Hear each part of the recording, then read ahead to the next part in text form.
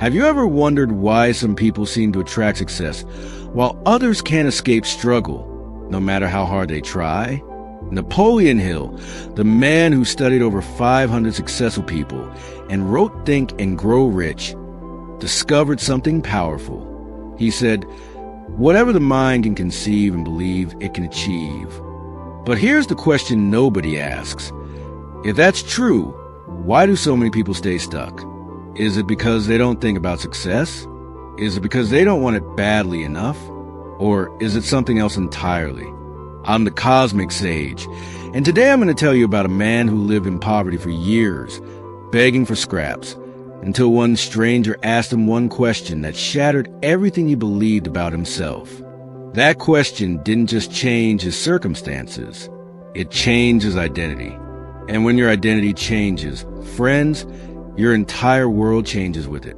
Stay with me, because if you've been struggling and don't know why, this story will show you exactly what's been holding you back. But before we ride into this tale, if you're new here, hit that subscribe button right now. Every single day, I bring you stories that'll teach you what they never taught you in school. Stories that'll change how you see yourself and your future. And if you've been riding with me, show love with that like button. Drop a comment too. Where are you from? What's one belief about yourself you need to change? Now let's get into it. The year was 1883, and the town of Iron Ridge sat along the main railroad line running through Wyoming territory. Every day, trains would stop at Iron Ridge Station. Passengers would get off, stretch their legs, buy supplies, then board again for the next leg of their journey. And every day, without fail, there was a man sitting on the platform with his hand out. His name was Henry Dalton. Henry had been begging at that station for 7 years. 7 years of sitting in the same spot, wearing the same ragged clothes, asking the same question to every passenger who walked by. "Spare some change, friend?" Some people ignored him. Some dropped a penny or two in his hand. Some looked at him with pity, some with disgust. But Henry had accepted his role. He was a beggar. That's who he was. That's all he'd ever be. Every night, he'd count his coins. Usually amounted to enough for a meal and a place to sleep in the cheapest boarding house in town.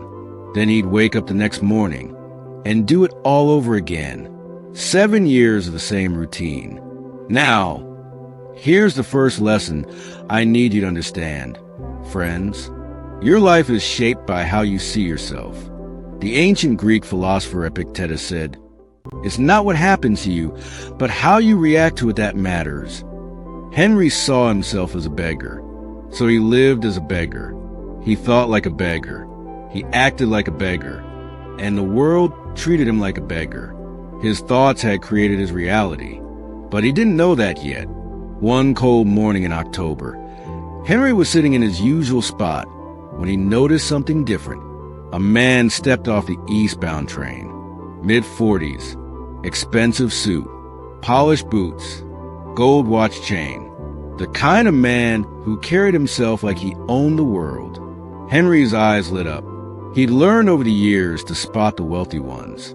They were the ones most likely to give generously, usually out of guilt or pity. He stood up quickly, approached the man, and stretched out his hand. "Sir, could you spare some change?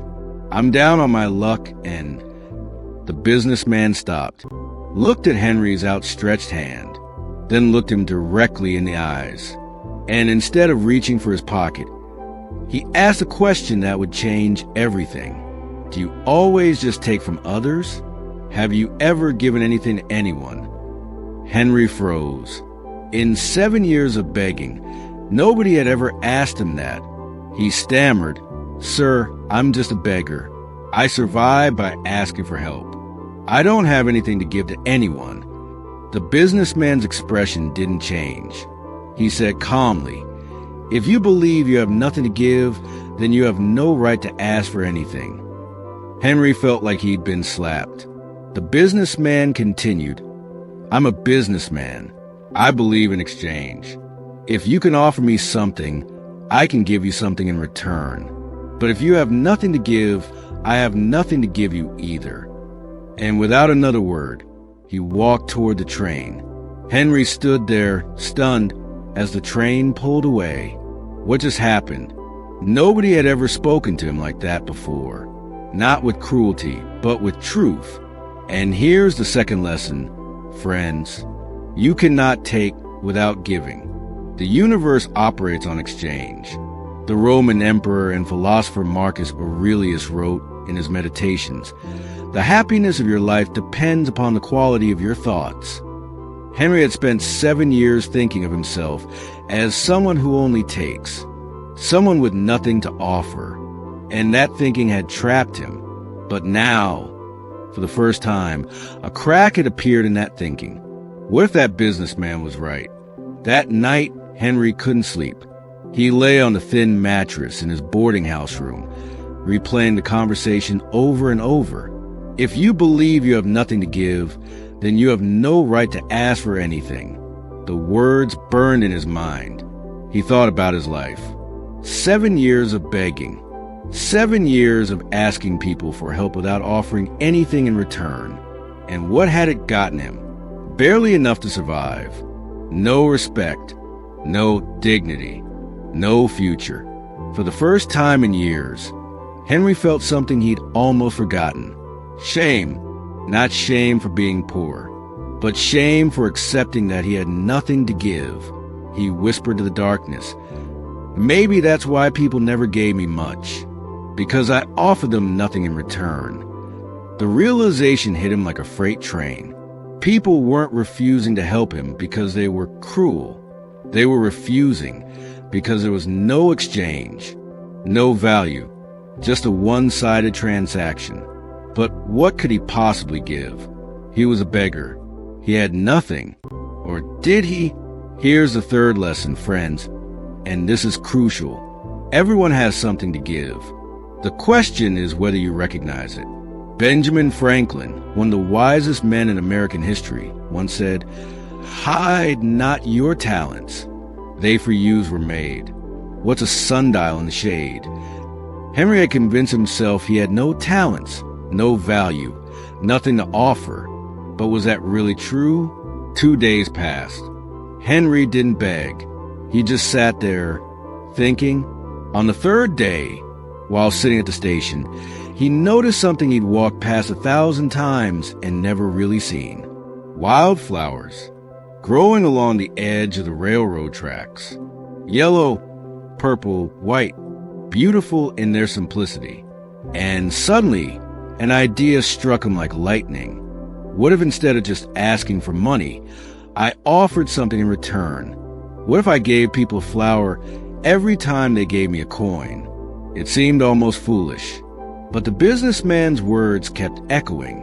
If you can offer me something, I can give you something in return. Henry stood up, walked over to the flowers, and carefully picked a handful. He returned to his spot and waited. When the next train arrived and passengers stepped onto the platform, Henry approached a well-dressed woman. "Ma'am, I'm offering flowers today. If you'd be willing to help me, I'd like to give you this in return." He held out a bright yellow wildflower. The woman looked surprised. Then she smiled, actually smiled.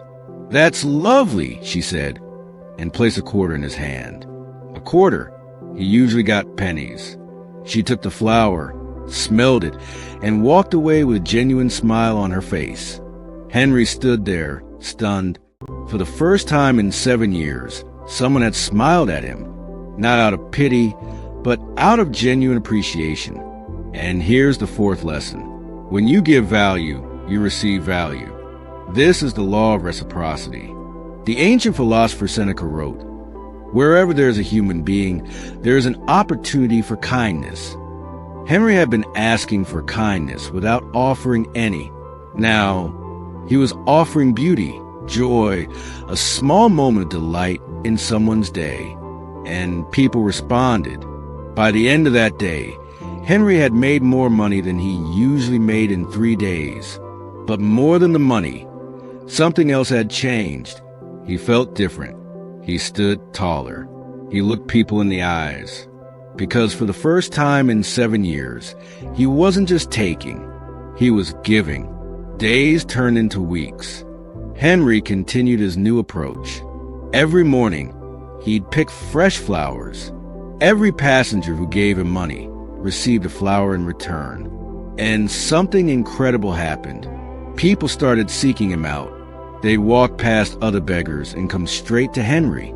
"Are you the flower man?" they'd ask. Regular travelers started recognizing him. Some would save coins specifically to buy his flowers. One woman said, "I take your flowers home to my daughter. They brighten her whole week." Henry realized something profound. He wasn't begging anymore. He was trading. But then, something unexpected happened. One week, there was a cold snap. Frost killed the wildflowers.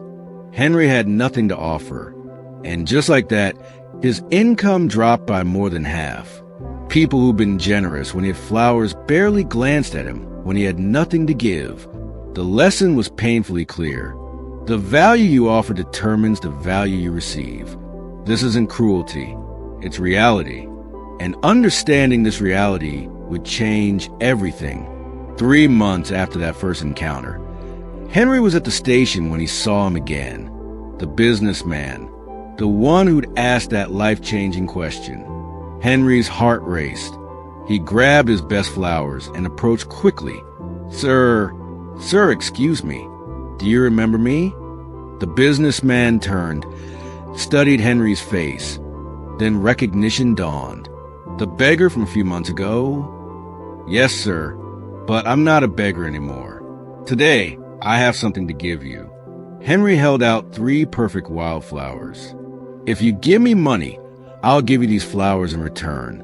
It's an exchange." The businessman's face broke into a wide smile. He reached into his pocket, pulled out a silver dollar, far more than the flowers were worth, and took them. "You've learned," he said. "You're no longer a beggar. You're a businessman." The train whistle blew. The businessman started to walk away, but then he turned back. "Let me tell you something that might help you even more. Right now, you're trading flowers. That's good, but you're limited by what you can pick each day. Have you thought about growing them? Selling them in larger quantities?" Henry's mind exploded with possibilities. Growing them? Selling them? I never thought of that. The businessman smiled. That's the difference between a trader and an entrepreneur. A trader exchanges what exists. An entrepreneur creates what's needed. The train pulled away, leaving Henry standing on that platform with the seed of an idea taking root in his mind. Here's the 5th lesson, friends. Your current level of thinking determines your current level of living. To change your life, you must expand your thinking. Steve Jobs, the man who revolutionized technology, once said, "The people who are crazy enough to think they can change the world are the ones who do." Henry had gone from thinking he was a beggar to thinking he was a trader. But now he was thinking like an entrepreneur. And when your thinking changes, your actions change. And when your actions change, your results change. That night, Henry made a decision that terrified and excited him in equal measure. He wasn't going to be the flower man at the station anymore. He was going to be a flower grower, a flower seller, a business owner. With the money he'd saved from months of trading flowers, he rented a small plot of land on the edge of town. He bought seeds.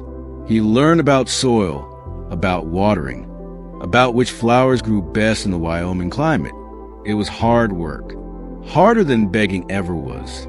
Some days he wanted to quit, to go back to the station where life was predictable and easy. But every time doubt crept in, he remembered the businessman's question. Do you always just take from others? No, not anymore. He was building something now, creating value, offering something the world needed. 6 months passed. Henry's flower garden flourished. He started selling to shops in town, then to neighboring towns. Then he hired help to manage the growing operation. 1 year after that conversation on the platform, Henry Dalton was no longer a beggar or even a trader. He was a successful business owner. It was a crisp morning in autumn when two well-dressed men met on the platform of Iron Ridge Station. One of them extended his hand. Henry Dalton, flour merchant, pleased to meet you. The other man took his hand, then paused. Look closer. Wait, do I know you? Henry smiled. Yes, we've met twice before, right here on this platform. The businessman's eyes widened in disbelief. You're the beggar, the one I refuse to give money to. That's right. And then later, the one you bought flowers from. I don't believe it. What happened to you? Henry's smile grew wider. You taught me one of life's greatest truths. You taught me that we only receive when we give. That day, I realized I wasn't really a beggar. I was a businessman who didn't know it yet. The businessman laughed, genuinely delighted. That's incredible. You changed my life with one question, Henry said, and I want to thank you. They shook hands again, this time as equals. As Henry boarded his train, traveling to expand his business to Denver, he thought about how far he'd come. From a man who believed he had nothing to a man who realized he had everything. The only thing that changed was his thinking. Now, friends, let me bring this home with the truth you need to hear. Your greatness is determined by your thoughts. This isn't just philosophy. This is proven reality. Elon Musk was told rockets were too expensive to reuse. He thought differently, and now SpaceX dominates space travel. Jeff Bezos started Amazon in a garage, thinking he could deliver books faster than anyone. That thinking built an empire. Oprah Winfrey grew up in poverty, but she thought of herself as someone destined for greatness, and she became it. The beggar-turned-businessman in our story isn't fiction, friends. This exact transformation has happened to real people throughout history, like Chris Gardner, who was homeless with a young son, sleeping in subway bathrooms, but he thought of himself as a stockbroker even when he had nothing. That thinking led him to build a multi-million-dollar brokerage firm. His story became the movie The Pursuit of Happiness. The pattern is always the same. Change your thoughts, change your identity, change your life. Now, let me give you modern examples of what this looks like today. Maybe you see yourself as just an employee, but what if you started thinking like a business owner? How would you act differently at work? What opportunities would you notice? Maybe you see yourself as not creative, but what if you started thinking like an artist? What would you create? What would you try? Maybe you see yourself as bad with money, but what if you started thinking like an investor? How would you spend differently? Save differently? Maybe you see yourself as not a leader, but what if you started thinking like one? How would you show up in meetings? How would you solve problems? Your current identity is just a thought pattern you've repeated so many times, you believe it's true.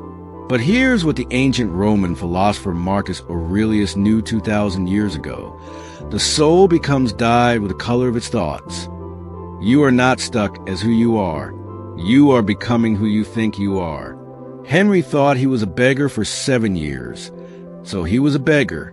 The moment he thought differently, he became different. Here's your challenge. Right now, identify one limiting belief you have about yourself. I'm not good at, I'm just I'll never be able to. Now ask yourself, is that really true? Or is it just a thought I've repeated so many times I believe it? Then ask, who would I be if I didn't believe that thought? And finally, what would that person do today? Then do it. Not tomorrow. Not when you feel ready. Today. Because Henry didn't wait until he was rich to think like a businessman. He thought like a businessman first, and then he became rich. That's the secret. Be it before you become it. Before you go, I need something from you. If the story changed how you see yourself, If it cracked open a limiting belief you've been carrying, share it with someone who needs to hear it. Drop a comment below. Tell me, what's one thought about yourself you're changing today? And if you haven't subscribed yet, hit that button right now. Every single day, the Cosmic Sage brings you stories that'll expand your thinking and transform your life. Hit that like button. Share this with someone who's stuck in old thinking. This is the Cosmic Sage, reminding you that your life is shaped by how you see yourself. If you think small, you'll stay small. But if you recognize your potential, if you see yourself as capable, valuable, and worthy, your entire world will shift. Henry Dalton sat on that platform for 7 years, thinking he was a beggar. One question changed his thinking. And when his thinking changed, everything changed. Napoleon Hill was right. Whatever the mind can conceive and believe, it can achieve. So, what are you conceiving about yourself right now? Because that thought is creating your future. Choose wisely. Until tomorrow, friends, change your thoughts. Change your identity. Change your life.